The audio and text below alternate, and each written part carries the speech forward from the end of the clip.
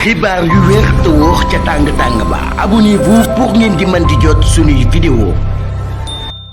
inna lillahi wa inna ilayhi raji'una le monde des médias sénégalais étant dey ginnaaw génnuk àdduna Djibril Dieye di ab animateur bu l'émission Automac di leen jaajëfal bu baax a baax yéen ñi ànd ak ñun ci chaîne bii di Buzz 221 HD.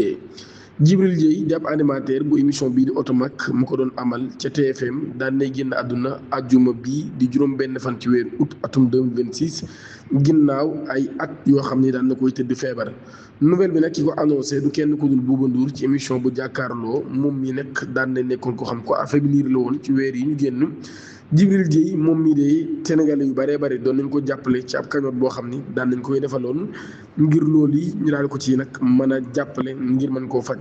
moom nag ab passionné la ci wàllum automobile daan nay marqué woon les téléspectateurs grâce à Automac mu daal di bàyyi ci ginnaawam nag ab empreinte dans le paysage médiatique sénégalais moom Djibril Dieye mi nga xam ni daan nay génn àdduna kon ñuy ñaan saa borom jéggal ko taxaari ko aljana équipe Buzz 221 yëpp di ko jaale di jébbal seenum jàll ak njabootam di ñaan ngeen abonné activer cloche notification bi te aimé vidéo bi jërë ngeen